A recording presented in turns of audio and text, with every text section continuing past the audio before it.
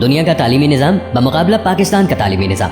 ناظرین، اس وقت تعلیمی درجہ بندی کے اعتبار سے فن لینڈ پہلے نمبر پر ہے، جبکہ سپر پاور امریکہ 20ویں نمبر پر ہے۔ 2023 میں فن لینڈ دنیا کا واحد ملک بن گیا ہے جہاں مضمون یعنی سبجیکٹ نام کی کوئی چیز نہیں ہوتی۔ فن لینڈ کا کوئی بھی اسکول زیادہ سے زیادہ 195 بچوں پر مشتمل ہوتا ہے، جبکہ 19 بچوں پر ایک ٹیچر۔ دنیا میں سب سے لمبی بریک بھی فن لینڈ میں ہوتی ہے۔ بچے اپنے اسکول ٹائم میں 75 منٹ بریک میں گزارتے ہیں۔ دوسرے نمبر پر 57 منٹ کی بریک نیو یارک کے اسکولوں میں ہوتی ہے، جبکہ ہمارے یہاں اگر والدین کو پتا چل جائے کہ کوئی اسکول بچوں کو پڑھانے کی بجائے اتنی لمبی بریک دیتا ہے تو وہ اگلے دن ہی بچے اسکول سے نکلوا لیں۔ خیر، آپ دلچسپ بات ملاحظہ کریں کہ پورے ہفتے میں اسکولوں میں محض 20 گھنٹے پڑھائی ہوتی ہے، جبکہ اساتذہ روزانہ اپنی سکلز بڑھانے کے لیے 2 گھنٹے صرف کرتے ہیں۔ 7 سال سے چھوٹے بچوں کے لیے پورے ملک میں کوئی اسکول نہیں ہے اور 15 سال سے پہلے کسی بھی قسم کا کوئی باقاعدہ امتحان بھی نہیں۔ ریاضی کے ایک استاد سے پوچھا گیا کہ آپ بچوں کو کیا سکھاتے ہیں تو وہ مسکراتے ہوئے بولے، میں بچوں کو خوش رہنا اور دوسروں کو خوش رکھنا سکھاتا ہوں، کیونکہ اس طرح وہ زندگی کے ہر سوال کو بآسانی حل کر سکتے ہیں۔ آپ جاپان کی مثال لے لیں، تیسری جماعت تک بچوں کو ایک ہی مضمون سکھایا جاتا ہے اور وہ ہے اخلاقیات اور آداب۔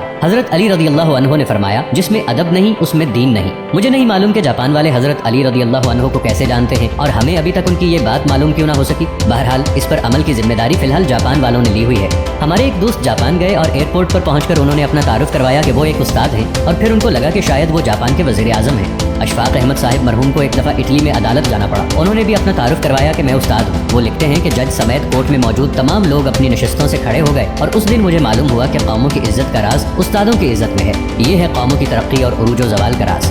جاپان میں معاشرتی علوم پڑھائی نہیں جاتی کیونکہ یہ سکھانے کی چیز ہے، پڑھانے کی نہیں، اور وہ اپنی نسلوں کو بہت خوبی کے ساتھ معاشرت سکھا رہے ہیں۔ جاپان کے اسکولوں میں صفائی ستھرائی کے لیے بچے اور اساتذہ خود ہی اہتمام کرتے ہیں۔ صبح 8 بجے اسکول آنے کے بعد سے 10 بجے تک پورا اسکول بچوں اور اساتذہ سمیت صفائی میں مشغول رہتا ہے۔ دوسری طرف آپ اپنا تعلیمی نظام ملاحظہ کیجیے جو صرف نقل اور چھپائی پر مشتمل ہے۔ ہمارے بچے پبلشرز بن چکے ہیں۔ آپ تماشا دیکھیں، جو کتاب میں لکھا ہوتا ہے اساتذہ اسی کو بورڈ پر نقل کرتے ہیں، بچے دوبارہ اسی کو کاپی پر چھاپ دیتے ہیں۔ اساتذہ اسی نقل شدہ اور چھپے ہوئے مواد کو امتحان میں دیتے ہیں، خود ہی اہم سوالوں پر نشانات لگواتے ہیں اور خود ہی پیپر بناتے ہیں اور خود ہی اس کو چیک کر کے خود نمبر بھی دیتے ہیں۔ بچے کے پاس یا فیل ہونے کا فیصلہ بھی خود ہی صادر کر دیتے ہیں اور ماں باپ اس نتیجے پر تالیاں بجا بجا کر بچوں کے ذہین اور قابل ہونے کے گن گاتے رہتے ہیں۔ جن کے بچے فیل ہو جاتے ہیں وہ اس نتیجے پر افسوس کرتے رہتے ہیں اور اپنے بچوں کو کوڑ مغز اور کن ذہن کا تانا دیتے رہتے ہیں۔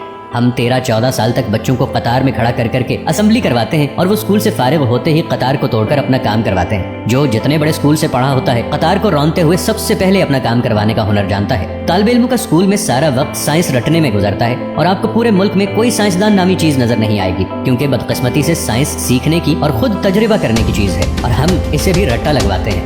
آپ حیران ہوں گے، میٹرک کلاس کا پہلا امتحان 1858 میں ہوا اور برطانوی حکومت نے یہ طے کیا کہ بر صغیر کے لوگ ہماری عقل سے آدھے ہوتے ہیں، اس لیے ہمارے پاس پاسنگ مارکس 65 ہیں تو بر صغیر والوں کے لیے 32.5 ہونے چاہیے۔ 2 سال بعد 1860 میں اساتذہ کی آسانی کے لیے پاسنگ مارکس 33 کر دیے گئے اور ہم بھی ان 33 نمبروں سے اپنے بچوں کی ذہانت کو تلاش کرنے میں مصروف ہیں۔